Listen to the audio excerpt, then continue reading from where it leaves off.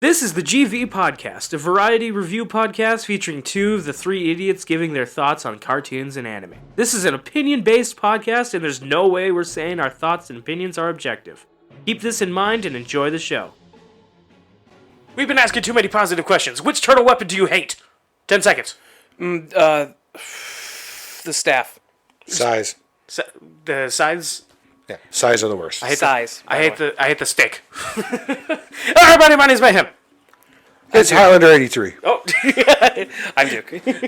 and today we're joined by Highlander, and we're talking about the 2003 4 Kids Teenage Mutant Ninja Turtles. Real quick, by the way, you said to Mayhem, you said scythes. Yeah. Scythe. Scythe is No, not scythe. And size. referring to you. But I knew what he was talking about. Yeah. I just said it incorrectly. You said it heavily incorrectly. Yes. You basically referenced a different weapon. Yes. I know. Did reference. It's because you suck. Well, technically, they are both farming tools. Yeah. Because that's what they're all supposed to be for. Except for the katana. I wish I could. show Yeah, you that guys- was not a farming tool. Well, you can count it as if you're butchering pigs or something. Yeah, I was about to say a cow killer. I wish I could show you guys the end of Rise of the Teenage Mutant Turtles. Like the end of the show itself, because they actually have a really great reference when it comes to the farm tools. They start farming. They're handed the farm tools, and it's like because they had lost their previous weapons, and so they bring it off onto the battlefield, and because of the heavy mystical influence of the show, they end up transforming into the actual said weapons. You can even see the references of like the sai was the little mini rake. Yes. It was awesome. But we're not talking about Rise of the Teenage Mutant Ninja Turtles. We're here to talk about the 4 Kids 2003 Turtles. We're talking about the thing that came out 15 years prior. Exactly. There you go. Exactly. So why the hell are we talking about it? I don't know. He just started Another going. tangent again. It's Turtles. Well, yeah, so I wasn't. So when we were watching a bit of the show, I didn't actually watch all of it, so I didn't get Because he sucks. the full experience, unfortunately, because it was a very limited way that we can watch it, and gas is a bitch. True. That is true. With gas prices going up to about, what is it, $5.50 now? Yep. Yeah, you ain't traveling to watch cartoons. Yeah. I did see at one place where it was like $6. Yeah. Too sad. That's depressing. Too sad. Yeah. Anyway, the main crux of what we're going to be talking about will be characters and what you think of like the comparison you have of you've seen the 80s, you've seen 2012, you've now seen this. Now, this is actually the in-between moment of the Turtles that I grew up with and the Turtles that you grew up with, Highlander. Exactly. And I honestly think, judging by the characters that I've seen all the series, not the ones that have come out now. I'm not going to talk about that. Understandable. But I would say, the ones that 2013, you said? 2012 was 12. the CGI show. Yeah. That one's actually not too bad, but I would actually say this one is actually better with the artistry. It's a little bit more adult. It kind of like made the Teenage Mutant, because when I was younger, as we all know, with the 80s, very children-like. Yeah. Very for kids. Goofy jokes, This one was a little bit more adult. I like the way they did April. She was a little bit more adult and wasn't wearing constant yellow. Yes. That's actually my one complaint. She wasn't wearing a yellow jumpsuit at all times. Meanwhile, she was sick with something considering how pale she was. No, what was she sick with? The Irish. Yeah. Yeah, have you ever seen an Irish woman or a Scottish woman that are actually from there? They're pale as hell, Oh dude. my god. Yeah. But It's one thing to go outside. It's a whole other thing to never go outside. We don't, and there's no reason to go you're outside. not because allowed to go outside at that point. No, in Scotland, you can go outside all you want. Is constant cloud cover. Yeah, no. Yeah, they really, it's all cloud cover and rain. That's what you got. Mayhem, you've seen my brother. There's a word for it. Going outside, the word for it is cancer. Anyway. Today's episode is brought by the letter C for cancer. Yeah. Anyway, so in reference to the many shows, because I've seen every Turtle shows, I realized later on of like, wow, I've seen everything Turtle related. That's wild. So the way I look at it, the original got the charm real down well. Yeah. Of like the charm of the show, because it is not that serious of an idea when it comes down to it. It's radioactive turtles. That's hilarious. And to sell toys. Yes, meant to sell toys. 2003 got the spirit of the more serious side of the series. And that I always do appreciate. It was continuously, basically, above the line of seriousness when you look at it. Because, like, it could be funny, but man, could it end up with some devastating notes. Yeah, you've told me about some of, like, the very harsh things that happen in the show. Gets way darker. So much worse that, like, they even had to, like, change the entire, like, setup of the show, and it very much tanked it because everybody was so expecting the darker nature that it became. Back in 2003, when the show first came out, it was basically a highlight for a lot of people because it was like, we finally get the darker nature of the original comics. Until a few seasons later, what ended up happening is we got darker and darker storylines. Yeah. Basically, Shredder had been gone, and so we get to see different elements of the show that had gone into a darker end. Easy example being Baxter Stockman. Baxter Stockman, as you saw from what you saw of the show, he began to get injured quite a bit because as punishment for his eye removed, put in a wheelchair. He gets worse. Like, you only saw the eye removal, but by the end of the season, you hear that he went into a wheelchair. It gets worse. He loses an arm. He loses a leg. He ends up basically by near the end of the show, he is a brain in a jar. Get smarter or else. All that's left are the eyes and the brain. Oh God! And it's just in a. You mean eye in the brain because he only has one eye. He only has one eye. They even took. Oh yeah, the other eye. Yeah. Yeah. Ah. It gets worse. It gets worse. It gets worse until eventually there is an episode that was basically people noted was the downfall of the show. Unfortunately, in which he decided to create a new body. To replace what had happened. Oh. What had been played as a joke suddenly became very, very serious as he got his new body and he was happy to finally be back until the body began to degrade throughout the episode. There's this horrifying shot but near the end of the episode where you see him literally melting. Yeah, like I've you seen see that one. Skin gone, melting corpse basically. I've seen that be passed around on the internet. And so after that point, they decided, like, okay, we need something to tone down this. And so they had a basically kind of spin-off that was a continuation in which they were thrown into the future and basically had adventures in the future. It was interesting because we got to see elements of the Turtles that we all know and love, but what would happen thousands of years down the line when the Turtles are no longer around? Yeah. And an easy example, Baxter Stockman came back. He had a new robotic body. It was all interesting. And that's a thing that I've always wondered about, to cut you off purposefully because I hate you. Yeah, don't worry, I'm almost done with it, yeah. But I always like the idea of, like, what happens after after the main group of turtles when their story is done, basically. Read Last Ronin. And basically they're making a live action movie on it, so that's got it. Watch Last Ronin. Play Last Ronin. They're also making a video game. But yeah, it's Consume Last Ronin. It's a thing that I always just, like, I'm always curious about, because I did see that they are kind of planning a new group of turtles that got trained by, I think, April's daughter, yeah. And very interesting. Have you seen what they look like? All of their names are based on the number 1 in a bunch of languages. So one of them is named Uno. Have you seen what they look like? There's one that's an albino, I know. Yeah, it's supposed to be that all 4 of them are a reference to different art styles that have been used by the Turtles. Ah. Very cool. Yeah, like one of them is a lot bulkier and more like jagged. It's a reference to the 2018 style, yeah. Okay. But I always like the style with the conversion with Batman on that one. that is a fantastic style of. It's soft. It's still got like the classic look with the white eyes. It's very good. We watched that with Jinzu. Yep. He actually specifically said, "I want to watch this." Like it was a one day we were getting ready to record. He's like, "No, I gotta watch this, guys." And I was like, "Fuck yeah!" He even told me just before we started this. He texted me and he's just like, "Did you know that there was a whole timeline story that they went into the future?" And I'm just like, "Why aren't you here?" And he said, "I don't know. Bye." Yeah. But anyway, when it came to that, what happened to the 2003, the downfall, unfortunately, was once they finished the whole storyline with the future, where people were like, I don't feel this quite right.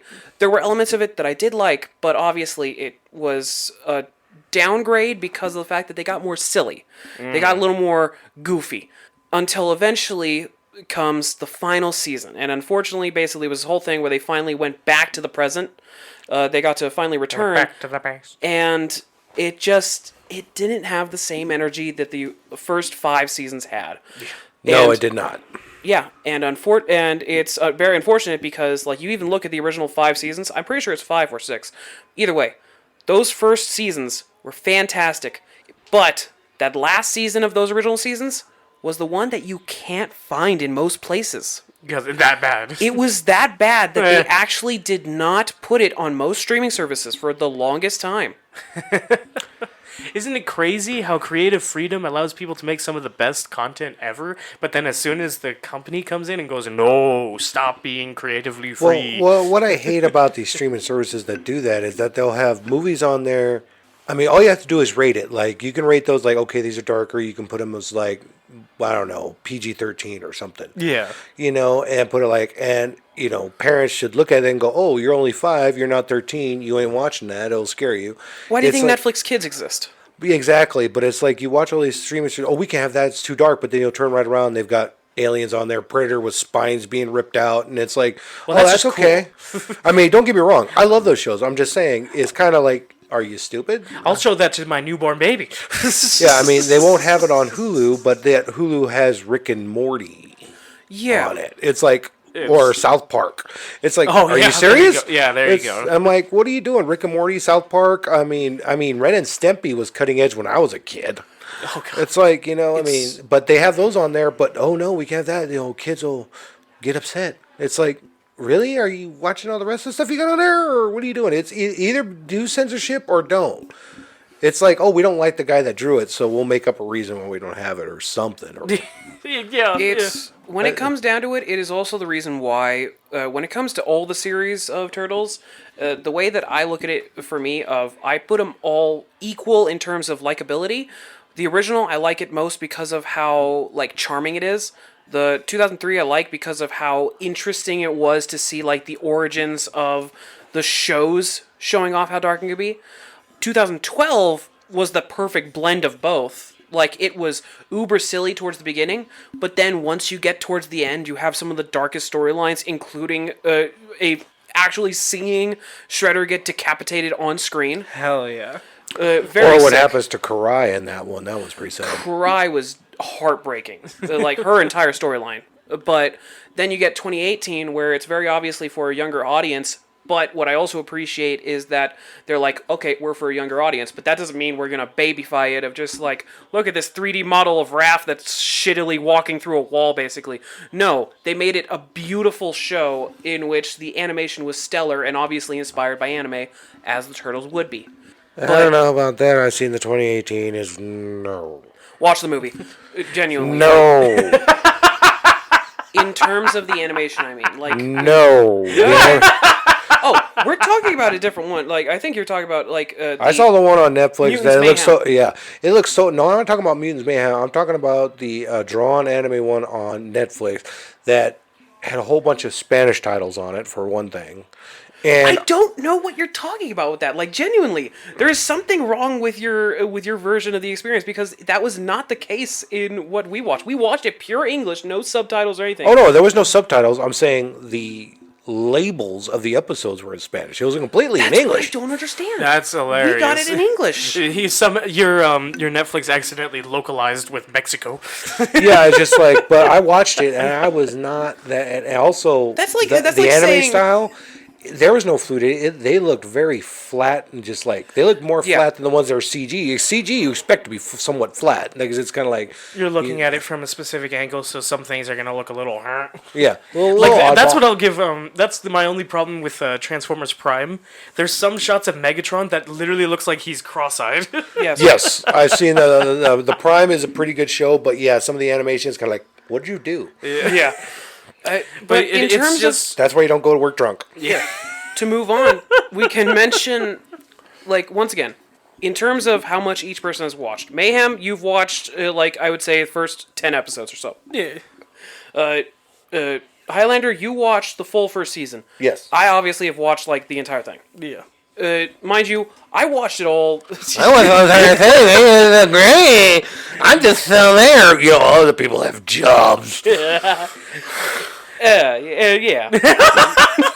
No, you watched it growing up. That's different. Yeah, I was gonna say I watched. Doesn't count. I watched it between the ages of like 6. Never mind. And, Hal understands it doesn't count. I watched it between the ages of 6 and 12, basically. Hey, I watched all 9 seasons of the original Ninja Turtles. So, and that's been cartoons where cartoons didn't had 50 million commercials in them. Oh God. Like if a cartoon was 30 minutes long, it had 10 minutes of commercial, 20 minutes of show. This one now has 20 minutes of commercials, 10 minutes of show.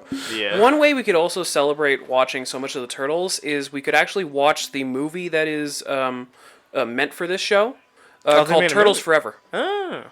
Turtles Forever. That one Very might be good. interesting. I wouldn't mind that. Actually, you know what would be really cool is It's a watching all the crossover with the original Teenage Mutant Turtle live action movies. Ah. Those are funny. Yeah. Those are great. Those are good. Those bring me back. Oh yeah, but Turtles Forever actually it's a crossover with the original '80s. Ah. It's a It's- Spider-Verse? It's a Spider-Verse, yeah. Was the original who? The original show. The '80s Turtles. Oh, I thought you said ladies. I was like, what original ladies? I'm like, what? The Spice Girls.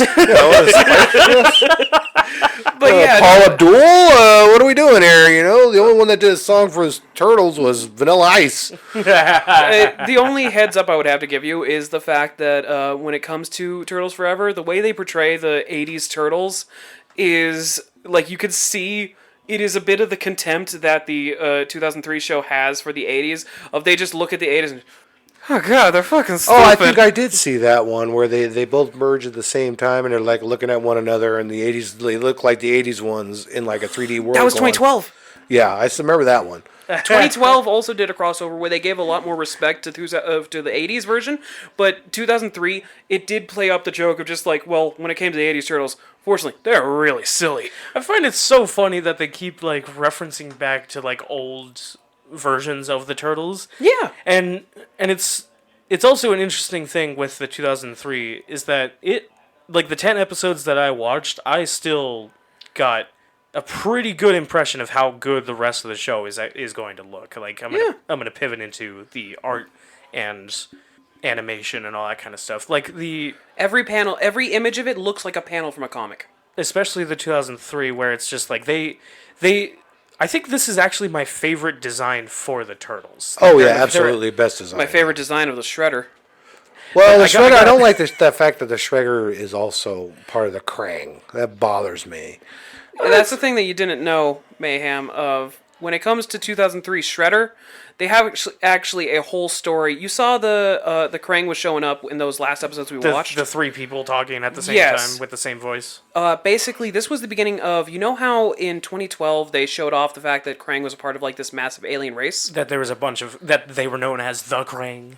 Yeah, basically, well, in 2012, what they show off is the fact that the reason why the Krang is the way it is that Krang himself basically took over a bunch of other of his species and mind controlled them, so now they all have, like, a hive mind. Yeah. Compared to the rest of his species, which was, I don't remember what they were called, but basically, they got to live their own existence, and that's kind of what the 2003 version was. It was the beginning of that.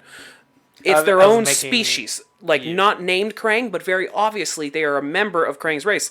They even have a scene at the end of Season 1 where you see they're all running away, these little brains on their tentacles, and just like, I don't feel comfortable with this. Oh, shut up, Krang! Yeah. That's funny because the Krang, any way that they deal with Krang is always like the thing that can make or break a Teenage Mutant Ninja Turtles story. Oh yeah, well, like that movie Out of the Shadows, they did a great job with actually Krang on that one. Yeah, yeah. I thought I was very impressed with that one. I was like, oh, okay. I really feel like if they made a third one for the Michael Bay live action Turtles, I feel like if they made a third one, it would probably be even better. Oh yeah, I kept on waiting for that one to come up. Now they're coming up with all these. We're gonna do live action puppets and stop motion caption. It's like, what are they doing? It's like. Did somebody get into the drug bowl again at the party again? It's pizza. Yeah. It's like, you had a good thing going, Megan Fox was in it, all the voice actors were very well done. The CG was excellently done. So it's like, what was the issue? They kind of made Shredder a little bit goofy in the second one, but a little bit more like the original Shredder where he had his claws. Yeah, they made him more in line with that kind of Shredder that we were used to. Found it. The name they give to the race of Krang, basically, in 2003, that actually stuck into 2012, was the Utrom. Utrom.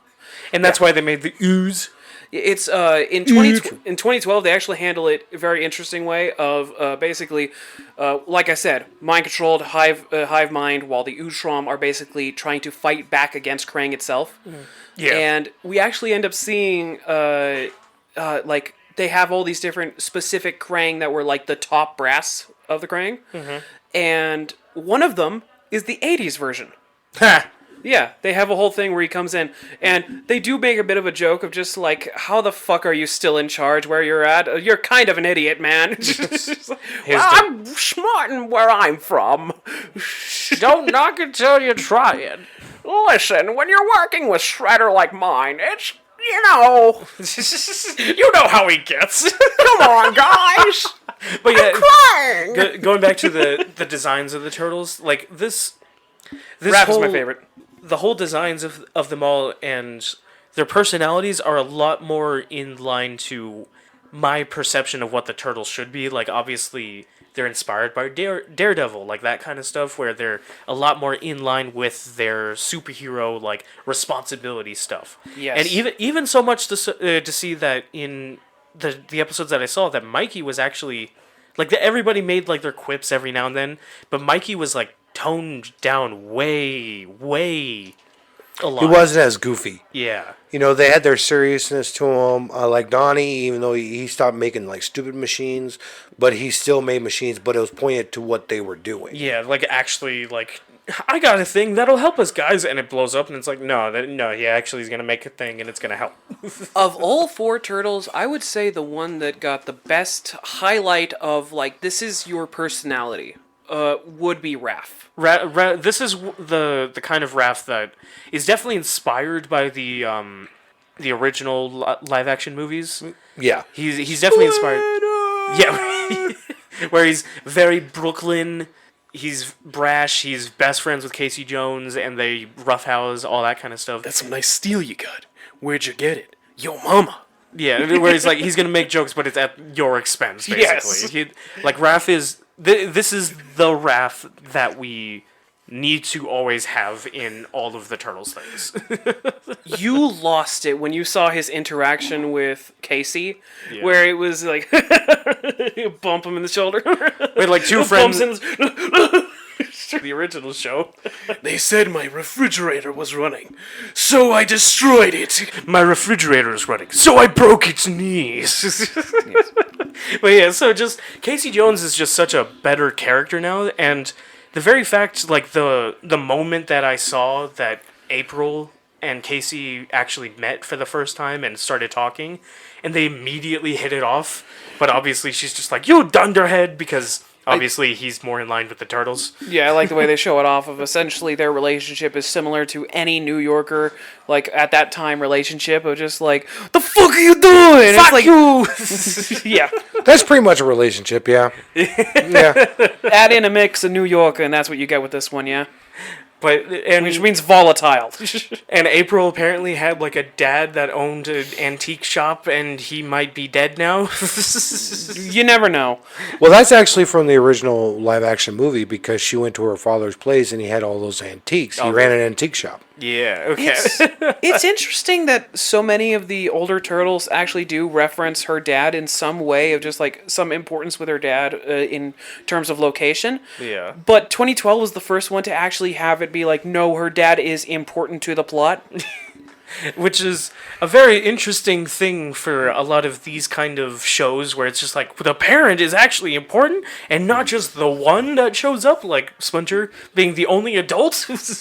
Yeah. Well, when you're making a show about kids, you don't want to have too many of the parents because, you know, they don't want to deal with their parents. So that's like, that's their escapism. It's like, why would I want to watch something with my parents? It's like, it's literally like watching a show where, like, the characters get, like, super rich and all that kind of stuff. So it's just like, let's just get the actual, how they get the money out of the way. Let's just not worry about that. Yeah, pretty much. Something kind of cool. Kind of like Bruce Wayne. He never loses money, no matter what. Yeah. Something kind of funny, also partially related somehow to mentioning Bruce Wayne. Something really funny. You remember how in the original series there was a bat character that was kind of like a mutant? Vaguely. Yes, the Mad Bat. Wingnut and Mad Bat. Like there's. Oh yeah, Wingnut. Okay, you said Wingnut, and there was also Mad Bat. Basically, in 2003, there actually is a return of that character, but it's just a basically mutant bat creature that shows up. Mm-hmm. But it has a very specific connection to a single episode storyline about Jack Kirby. Really? Yeah, 2000. Remember how in what was it? The Superman animated series, they had an episode dedicated to Jack Kirby. To Jack Kirby, because it was the episode where that one police officer had died, and they gave a funeral to him, honored him, all that, and you even noticed that it's a Jewish funeral. Yeah. And then at the end, you realize it's a in memoriam to Jack Kirby. It was a tribute for Jack Kirby. Tribute to Jack Kirby. Yeah, when 2003 Bullock Turtles- passed away. So that's when. So 2000 they made it around the same time for Jack Kirby. 2003 Turtles also had a similar episode where basically it was about this artist that basically all of his drawings would come to life. And eventually he sacrifices himself to protect one of the turtles. I believe it was Donnie at the time. And he gives his life to protect him. And just Donnie walking away if you were just one of the best. And that was Jack Kirby. That wasn't funny. That was just Yeah, what is the funny? I mean, I'm like, where's the April O'Neil's humor? dad is Jack Kirby in the 2012. Oh shit! Like, literally, the character design, they took it from the 2003 and just basically morphed it around. And the way you are easily able to tell is because when, in 2012, he mutates, he becomes the Bat. They don't have as direct references to Jack Kirby. That's still not funny. That's still just interesting. It's funny that they're just like, wait, we want the Bat thing, and then it's just like later on you realize you know that you took the design of Jack Kirby, right? And they're like, here's a better storyline for him. Here you go. That's kind of what they did. I'm still waiting for the humor. The humor is that they fucked up and didn't realize that it was Jack Kirby in 2012. They accidentally chose the They're like, this would be a tribute great character. this would be a great design for April's dad. And then a year or two later, people went, you know, that's the Jack Kirby design, and they went, fuck, give him the better storyline. He's back. He's back, Wow. and he's a part of the mutant. What was it called? That hero mutant group. There's a The super. X-Men? No, it's. Oh yeah, that is like this is comic books and cartoons, man. You can throw a rock and hit a million of them. You gotta be more. But yeah, specific. there was also a comic series originally where basically there's a small ragtag band of mutants that included, like in 2012, it included Leatherhead, this one monkey dude. like how in Teen Titans they just started all of a sudden expanding all of the heroes, Yeah. that kind of stuff. They did a similar thing with the Turtles, yeah. Yeah, and so Which does make sense. he joined it, and it was like, this is weird. What would you call that team? Like they probably have one, but what would you call that team? God, Brotherhood of Like Turtle Team or something like that? no, they're not all turtles. Well, Why they're would not you- all men. Yeah, they are. X-Men. They're not all men. I don't know. It's good. Hey, I got an idea. I wanted to shoot you in that moment. They call themselves the Turtle Team, and their giant headquarters is a giant T. No. That sounds unrealistic and A stupid. little bit, yeah. I have to go with that one. That was about as good as his funny joke. Nah, I would like just call them the Mutant Marauders. You know, whatever. There you go, yeah. I'll call them Mayhem's Mutants for no particular reason. Well, when you have Leatherhead and all the rest of them in there, they're not exactly the good guys. So it's like It's a very neutral party, yeah. We'll kill anybody who gets in our way. Wait, that sounds pretty bad. Don't do that. No, the people only getting in our way are the bad guys. That still sounds like a bad idea. I found it. They were called the Mighty Mutanimals. Mute animals. oh, it was close. Yeah. At least I was the one that got 2 M's. Yeah. But, yeah, so when it came to 2003, honestly, character design-wise and a lot of personality-wise, it is one of my favorites. And also the overall art of everything. Like, I'm pretty sure that, like, it was familiar to me when we were watching this.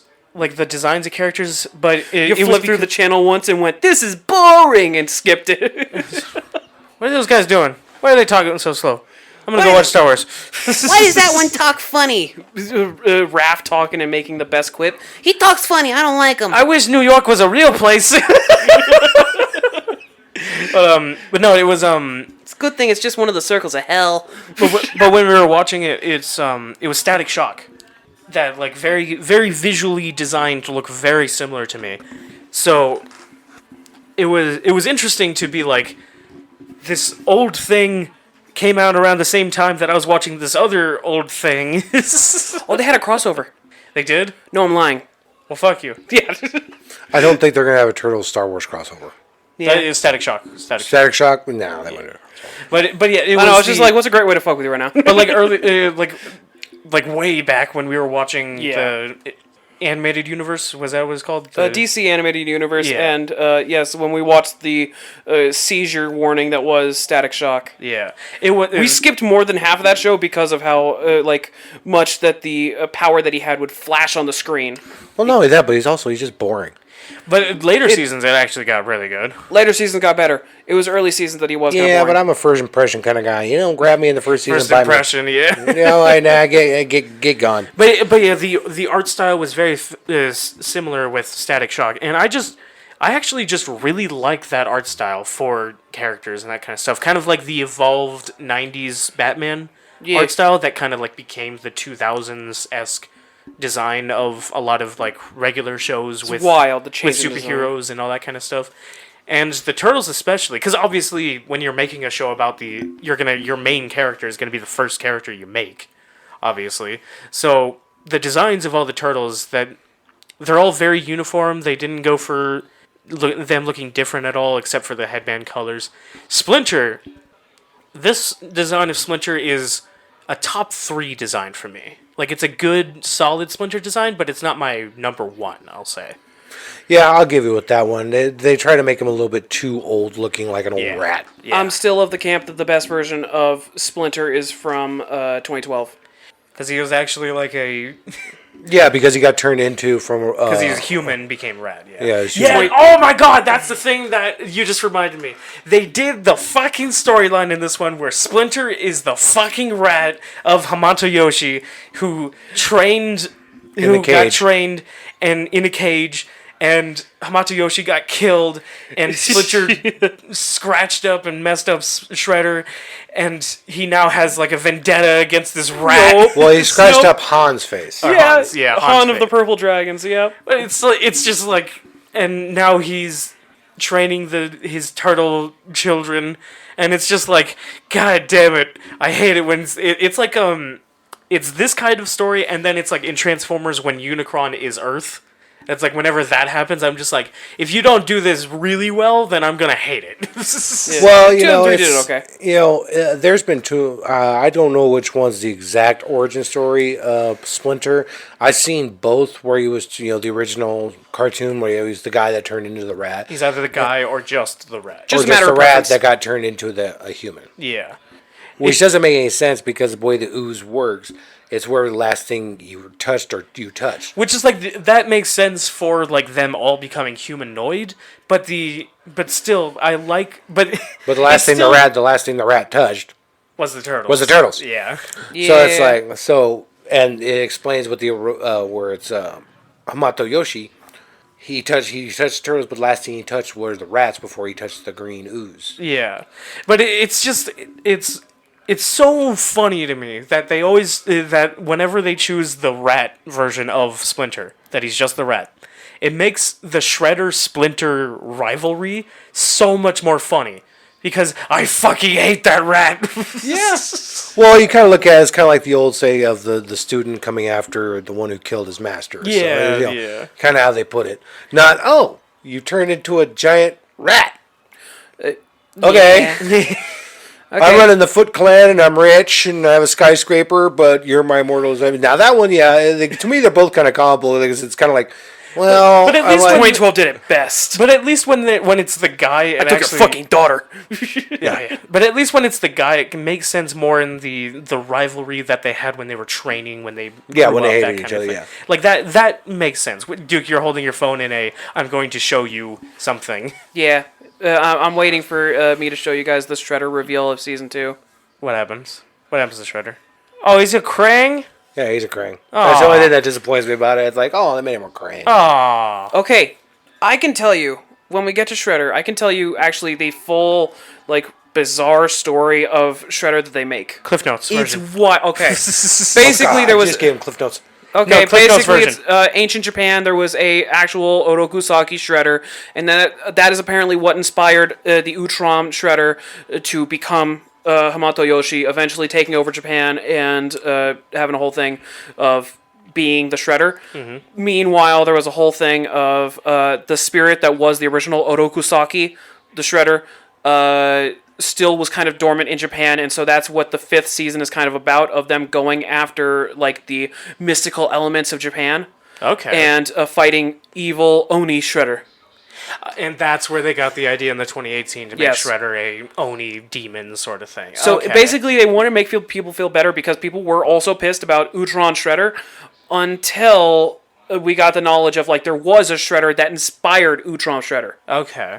Which is very interesting because it's like that's always the thing that I've wondered about in the Turtles franchise is like why exactly does Krang and Shredder work together even though it's like sometimes it seems like Shredder sells his soul, that kind of stuff. Various reasons throughout each one. Of 2003, he does not work with any of the Krang, and in fact, he hates them. Yeah. Because the Utron that I just showed you, he was actually, basically the whole story of him was that he was an escaped prisoner. He was on a meteorite and then crashed onto Earth and eventually became the Shredder. Basically, he became the Shredder, and so now it is his life's mission to hunt down and kill the rest of the Utron race. Gotcha. Okay, so he does have a vendetta, the story with them. That Well, 2012, it was just, they've got some neat technology. I want it. Yeah, that seems to be basically what it is. Just you got the tools that I want to kill these turtles. In all fairness, you've got a disintegrator ray. I kind of want that. Make some more animals. I want to conquer Earth. Fucking all right. Well, that was the same in the original cartoon too, is because the Shredder was, Krang had the technology, had the Technodrome to destroy his enemies. Take over. But I don't want to conquer Dimension X. I want to conquer Earth. I love that line. I love that line so much. It's perfectly stupid. Yeah, I like that. I remember seeing it. The 2018 actually made a joke about some of the like animal mutation stuff that happens throughout the shows. Yeah. Because they made a joke about Bebop and Rocksteady.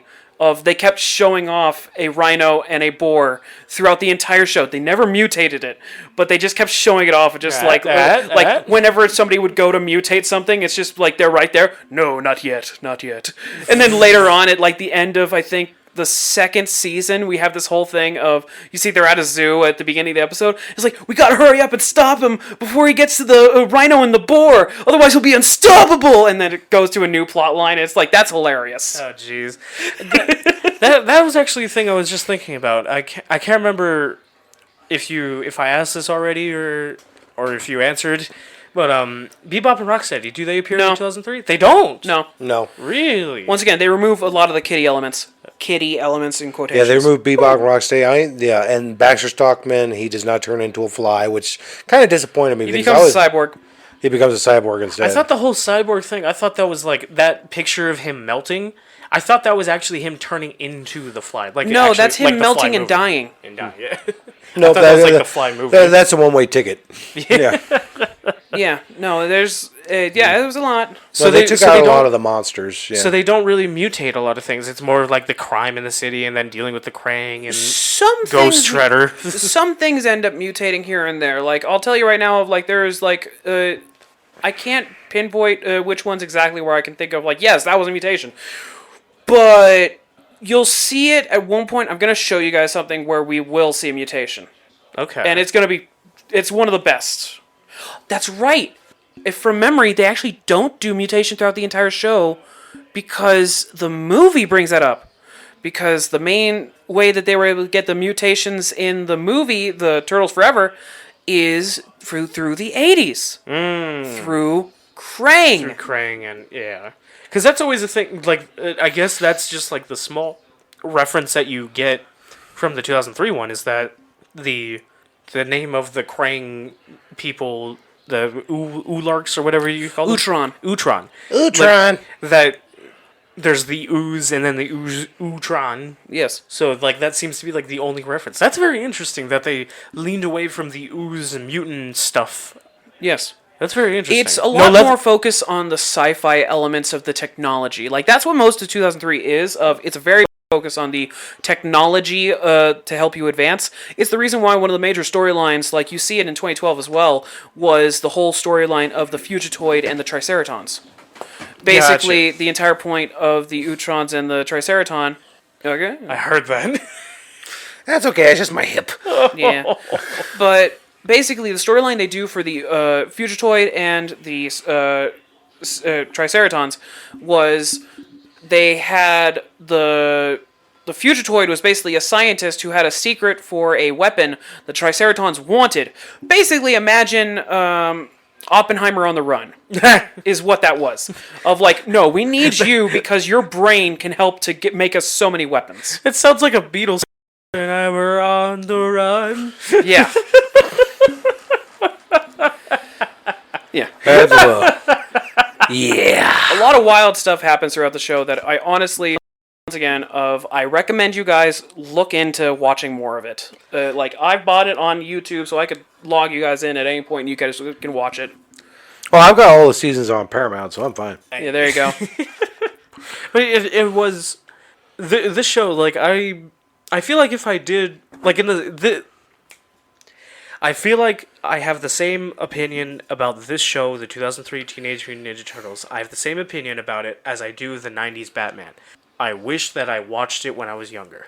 Hell yeah. That if I actually were able to actually watch it, I feel like I would have been much more into the franchise. Because, like, when I was watching the 2012 Turtles, I was just like, this is a neat series. What is this? Like 2012 was my first ever experience with Turtles. Really? So the CG was your first experience? That was my first time. And then, Wow. mainly because as a kid, I didn't know that the live-action suit Teenage Mutant Ninja Turtles was actually the same thing. I was a dumb kid. Apparently, even though they had the same label and same names and everything else. And when you're trying to figure things out when, like, no one's telling you anything, and those are your only two things, and then you start realizing, wait, they're both turtles. Yeah. But the 2012 was, like, the first thing, and then all of a sudden they put on the movie on Nickelodeon or whatever, and I'm just like, huh. That's why it's there. Anything to come to mind? Other neat little tidbits. They had it that Leatherhead was a scientist. Was he actually mutated? I think he was mutated, but it was a whole storyline they had for that episode where Baxter Stockman became friends with him first, and so lied to him that that the turtles were evil and everything, and so it was interesting if they had a very, very smart Leatherhead. It would be interesting to see like a Hulk Bruce Banner thing with the scientist in Leatherback. That would have been interesting. Yeah. Meanwhile, what was the other one? Well, they had a whole comic series of the Hulk with the Science Hulk or Smart Hulk. Yeah, but basically like combining that story and then obviously Leatherback visually might look similar to Not the Lizard. Leatherback, Leatherhead. Leatherhead would look very similar visually to the Lizard from Spider-Man. So it's just like a lot of parallels that I see that happening with. Do you remember? Do you remember the human suit for the Krang in 2012? The black slick back hair, the glasses, and the suit? Vaguely. Yeah, so they blend in and not be noticed. Where he looks like the Matrix? Yes. The actual inspiration for that, obviously there's the inspiration from Matrix, but there's also the major influence was 2003 because in a later season they bring in a character by the name of Bishop, who was a complete fucking badass, and his entire point was to take out mutants. Ah. And, dude, he threw the turtles around. He was a normal dude, too. That's an interesting thing that happened in the 2003. It's just how actually on par the enemies were with the turtles. Like, the turtles didn't curb stomp anybody. It wasn't literally like everybody that they fought, the turtles, and then Shredder, where it's like the turtles get rocked every single time that they fought Shredder. No, it's everybody actually seemed to fight pretty equally, like on equal grounds in this. I do find it was definitely more balanced than just having a bunch of cannon fodder then Shredder show up. Yeah. I do find it interesting that your first semblance of how dark the storylines can get was the robot little kid. That whole story, that episode, like that could be one of the one episode that we'll talk about, where this little like robot alien thing. Yeah, he was just a little. Basically, he was just a AI that was given sentience, and he escaped from this place. Like he was like a test tube sort of project thing from the evil test lab. Tube, baby. Yeah, from the lab, and he escaped and ended up like he takes technology and puts it a part of him, makes it a part of him, and this con man found him and used him to Adopted him. adopted him and used him to get more money and stealing shit. And it was very interesting because it's like, at first he was like, I'm gonna use him and then I'm gonna dump him. But It then was such a normal episode at first. yeah, at first, and then by the end, you get this super emotional, like, after the turtles managed to defeat the robot. Yeah, that was quite sad. And the con man is just like, no! Yeah, he's just screaming out in pain as like he just watched his son dying. He's like, oh no, he just wanted a father. And it's like, what the fuck happened? And, like, he what has is the in between of this? The funniest part is that they robbed April's dad's antique store, and he was using these masks to show off emotion. Theater mask. And the funniest part was at the end, he was like holding one of the masks, and I was expecting April to walk up and be like, I need that back. That would have been hilarious. But it was just like, it started off 80s, ended dark as fuck. Yeah. So, of each character, like, honestly, it's a good chance to just mention this as, like, Turtles across the board. Your favorite version of the Turtles, Splinter, April O'Neil, and Casey Jones, and Shredder. Your favorite of all the 5. The 2003 has a lot of good favorite versions of characters. Like, it has my favorite Raph. Casey's pretty good, and Shredder. If I still didn't know that he was actually a Krang in disguise, he would have also been a pretty top tier one. This is one of those points when we should have finished the first season because, dude, at the end of the season, basically there's this whole thing that happens where they go off to fight with Shredder, and Leo cuts his head off. No, he actually does. It falls off, and mind you, like, there's that whole Ultron reveal that happens in season 2. The reason why it's such a big reveal is because at the end of season 1, we see Shredder pick up his head, walk into the flames, and disappear. Oh. What the fuck is happening moment. Yeah. And so then in season 2, we see the whole Ultron reveal, and everybody just goes, fucking what? Yeah. Oh, that's funny. Yeah, for me, I would have to say Splinter is definitely from 2012.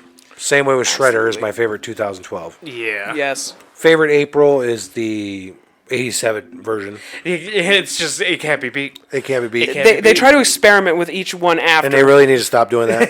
Yeah. Really, just stop. Just stop. Try to shoehorn something in there. It was fine the way it was. She's amazing. You know, I mean, you don't even have to have her in the yellow jumpsuit. You can have her wear like a yellow jacket or something. Just, that's what it was. And let's see, what else? Favorite Turtles, I would have to say 2003. The way they're designed, the design of the 2003 ones. I mean, my favorite ones are the original comic where they didn't have color-coded bandanas. They were all red. Yeah. They were all uniform. As a matter of fact, I wait for them to make either animated show or a movie of the original comic book, how dark that was. Because they want to say 2003 is dark. No. You know how they do the cell shading design thing for the Telltale games? Like Make a Telltale game of them. Well, like that kind of design for like a video game about those turtles. they did that one. It didn't sell too well. I didn't get a chance to play it. I think it was called Out of the Sewers or something like that. They came out as very cel-shaded Oh comic my book. god, I saw that. Yeah, I remember seeing a clip of it. But the problem was that the game and mechanics weren't all that good. Ah. The stylization was good. Krang but looks sick. I would like to see like an animated movie of the original comic book. That would be awesome. How did Splinter look in those comics? He looked like a rat with his robe. I think his robe was white though. Was he closer? Like which version of Splinter do you think he was the closest to? The 80s or like maybe 2003? Actually, not kind of cartoons. The closest version would probably be the movie. The first original movie would be the closest version for that Splinter because the suit, the 90s one, right? Yes. Gotcha. Okay. Oh, I think that's another thing we mentioned before while we were watching 2003 of every time they do Splinter, it's the reason why 2012 is obviously one of the best versions. Every time they do Splinter, he always looks as old as could be. And he always talks like he's moments away from death. Yeah, it's always like that of, like, even though he's teaching teenagers and it's like, you look at, like, say, Hamato Yoshi, and he was, like, I'd say at most in, like, his 30s. 30s, 40s, yeah. But it's like, Having they Gray make in 2012 is perfect. They kept making him Yoda, but in the 2012 they made him Qui-Gon. Or Obi-Wan. No, not even Obi-Wan. Yeah, no, Qui-Gon fits more. Yeah. Where and that's probably why we like him a bit more, because like Yoda was also like 10 steps away from death and walking forward. Yeah, you're For kinda him, like, it was he's gonna die. For him, it was 10 steps to death, like It at was all times. It was ask him too many questions and he dies. By the time you get to the third movie, he's already taken his 5th step. Yeah, he's already taken his 9th. His 9th step is like at the beginning of New Hope. Well, you got to give the beginning of New Hope. He wasn't in New Hope. No, I'm saying in terms of timeline. Oh, that's my what you meant God. by third movie. When you said third movie, I thought you meant Return of the Jedi. No. No, I'm basically looking at it as like Yeah, because he takes 3 Revenge steps, of the he's dead. Sith. It's like, I better get away from here. I've taken my 7th step. CGI budget has run out. Yeah. Go back to 1983, I will. This took like 3 steps. Well, I have a guys. hand up my ass. Get paid for it. Feel empty. Soon later, I will. Soon later, I must. Design wise, To me. design wise, I would say that Shredder in this one is one of my favorites. It's a really good Shredder design. Like, It's a you- really It's a good good one. Shredder design. I still prefer. I like the ones in 2012 because he seemed more of like a dominating figure. Like he was, The Shredder. Oroku Sake. He just like he would like no. He just give you a look like I'll kill you. I don't care. Yeah, I'll do it. Yeah. The best part about that, when it comes to 2012, is that his suit is not so much like this massive suit of armor that adds like 10 inches to him. No, it's a bit of armor that can be added to him to make him look like the most dominating, just awful being in existence. It's like treating it like an actual like samurai armor. Yeah, it doesn't- he's that's one thing that does bother me that I do like about the original comic book and even in the live action movie is that he had the more of the ninja garb. Yeah. He had his face covered because his face was scarred. He had the claws, and all that stuff. But he fought like a ninja. They keep on making him. It's like in each and every iteration of Shredder, they keep on making him like this more mechanical Iron Man type deal, and it's like, no, he's just the best ninja there is. Yeah, and it's mainly to like compete. It's an easy thing to do because it's like, how can we make the turtles lose to just a normal guy when they're obviously like kind of super powered? Have someone be enhanced by his suit and all that kind of stuff.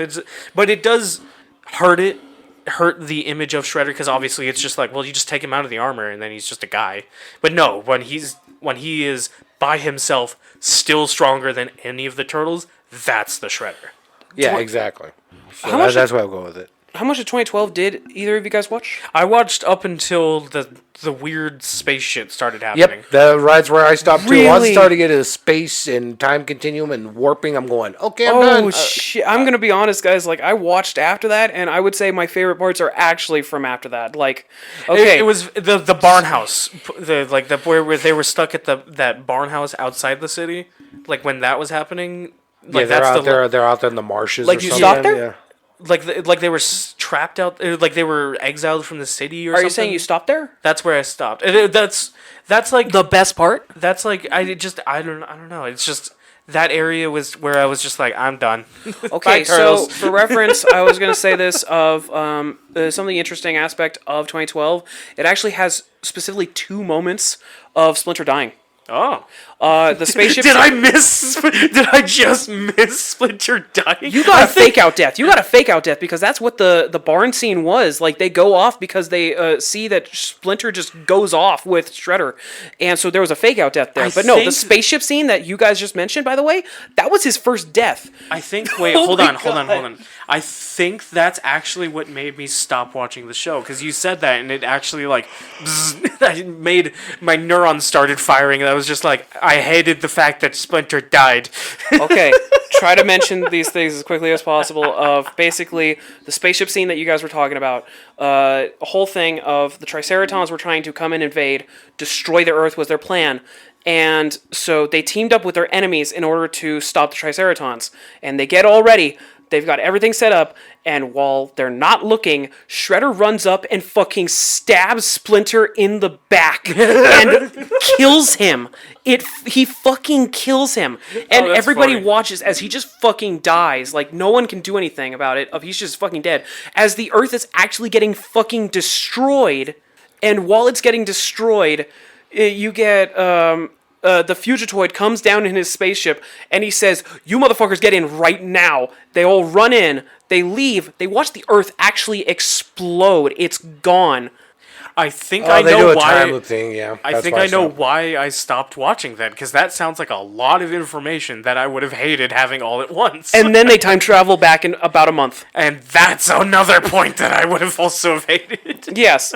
They do the whole, like, space arc, and it is a good arc, I will say this right now. It is a very good arc. When they come back, they eventually have, like, a few more arcs that are really interesting until the final arc, where they have the final battle with Shredder, because he goes Super Shredder. Yeah. You guys remember Super Shredder from the movies. Where he gets in oozed. this one, it's horrifying. The look of Super Shredder in this is, he looks cancerous. That just reminded me. Super Shredder's always made from when he gets in contact with ooze, right? Yes. Yep. What animal is he supposed to be? He hasn't turned into any animal. It's implied that it's just a, like, bare mutation of himself. That's actually really cool, because that means that Shredder is so... Animalistic in his own nature. Yeah, that when he becomes Super Shredder, it's just him more. Yes. That's actually really interesting. Well, that was supposed to be the original design of the ooze, was supposed to do that. Was your better... Yeah. But, and then, obviously, the turtles becoming more humanoid would just be their better Yeah, form. but then the side effect was, the original was that whatever animal you touched, you took on its attributes. Gotcha. Okay. So whatever creature, actually, I should say. So if you touched a plant, you turned into a plant. There you go. Super Shredder comes in for 2012 and immediately goes to attack the turtles and all them. He fucking impales with his giant, like, now a part of his body spikes, impales Splinter, and then throws him off the roof to make double sure he's fucking dead. Hell As yeah. I think Leo was on the ground as he watched watched Splinter crash down onto a trash can and fall in front of him. Hell yeah. And he just had to watch that. He had to live with that for that moment. As all the turtles evacuate, they leave. They train up a bit more, put on the single color outfits that they all have. Basically, make it all black for all of them. They go after Shredder and light the building on fire as they fight him. They light the building on fire, so they have a limited time of having to deal with that. 3 of the turtles get knocked out of the area, so they have to fall back.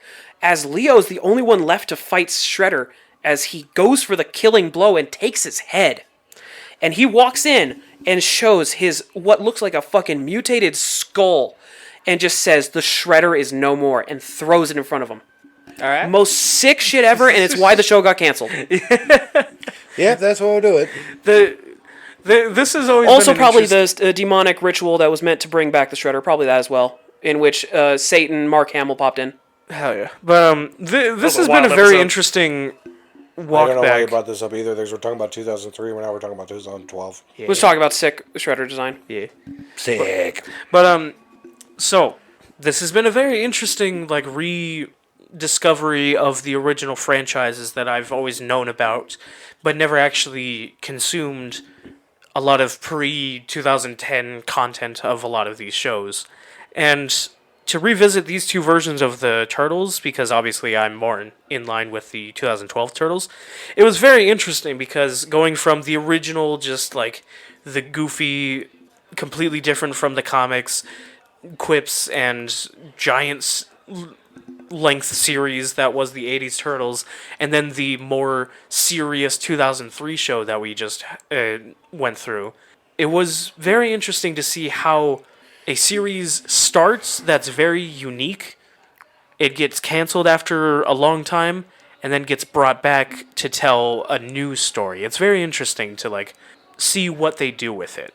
And now Turtles is everywhere. Yeah, you can't get away from them. They're everywhere. They're even bringing back the old modes when I was a kid. I keep on buying them. No problem with me.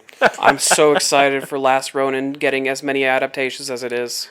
Yeah, that's probably going to be the new... because Last Ronin, to me, inspires the same, like it makes the same connection as Batman Beyond. It's like the next step, basically. If they release at the same time, which one would you go for first, the video game or the movie? Probably the movie, so I can actually understand what's happening.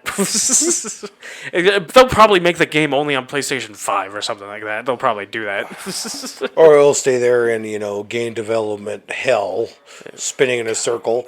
Oh, we want to put this in we want to put this in it. Let's make Michelangelo a girl. Something. They'll do something. It's like, oh, good. Let's make Shredder fall in love with Michelangelo. No, Shredder's long dead. Yeah. It's actually his grandson. Is the main focus. Let's make him fall in love with Michelangelo. It's his grandson because of how vicious the whole thing that happened with Karaya is.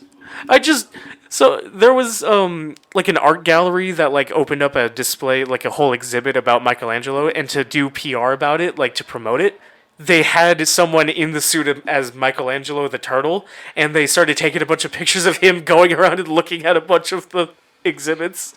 I was just like, that's how you do it. I still like the guy when they ordered pizza at a Halloween party and they opened the door. And the pizza guy actually went and got his phone to take a picture. Yeah. So, favorite new character from 2003 that you've seen, and why is it Han the Purple Dragons? It's actually the new version of Casey Jones. Because, every other version of Casey, he's either an adversary for the Turtles, like in the 80s one, like he's the super never going to trust you sort of guy. Or 2012, he's just a dipshit kid. He's just a kid who tries to make New York a better place and then gets roped into everything. But this version of Casey, where he's actually like a full-on vigilante, but as soon as he meets Raph and becomes friends with Raph, they become the two jock heads, basically, like the two muscle heads. They'd be the type of characters to slam their heads at each other. Yeah. That's basically what they are. Casey would die. Raph has much more durable head than he does. Okay, I think they've got both hard enough heads. Like, basically, his skull is thick enough, I think he'd be fine. But yeah. Mind you, to get knocked out, your brain has to hit your fucking skull. I don't think it's hitting, man. It's able to dodge it pretty easily. It's like, it memorized the fucking... what's that term for Dark Souls? Memorizing the... attack pattern. Attack pattern. It memorized the attack pattern of his skull. Yeah. Brain, what's that? What was that? But yeah, this version of Casey Jones is actually like one of my favorites. Han the Purple Dragons is my favorite. I wonder why. Love bulky characters. 2003, I'll have to say I definitely like Donatello actually in this one. They did a very good job because he was less build goofy machines and actually put his brain to good use to actually help everybody out. He made machines that didn't blow up. You'd be very happy that there is actually an episode in which Donnie... from memory, basically gets sent into the future for a hot second for just one episode. Oh, dude, he just took a step in, step out. Basically, he goes to a timeline in which he died early on. And so, because of it, he actually gets to see what the fuck happens if he dies. And what happens is... That's a fucked up storyline. Yeah. What the fuck? I think Mikey goes blind. What? I didn't give him laser. LASIK. Yeah, basically, each character gets fucked up in a different way, and by the end of it, they actually all three of them die in order to get Donnie back to the past. What the fuck? Wild episode. But that's so funny. You died, so I wasn't able to get laser eye surgery. It went blind. Wild episode, man. Oh, that's so funny. All right. All right. What's next, Duke? Thundercats. Thundercats are on the run. I do like this. Are loose. I do like this, original series, and then their basically revival reboot series. I do like that we're doing this. That we're seeing how it got started, why it stopped, and then the new thing, and why that got stopped.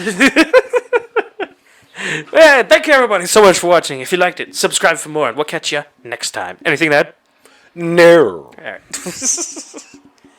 Oh, I got something to add. You was a bitch. I was Leo who went blind. Oh. Justice is blind. Ah. That's not his name, it's Leonardo. Fuck you. If you want to see more of our content, you can find our YouTube, Instagram, and Twitter on our Linktree at linktree/greenvillains. That's linktr.ee/greenvillains.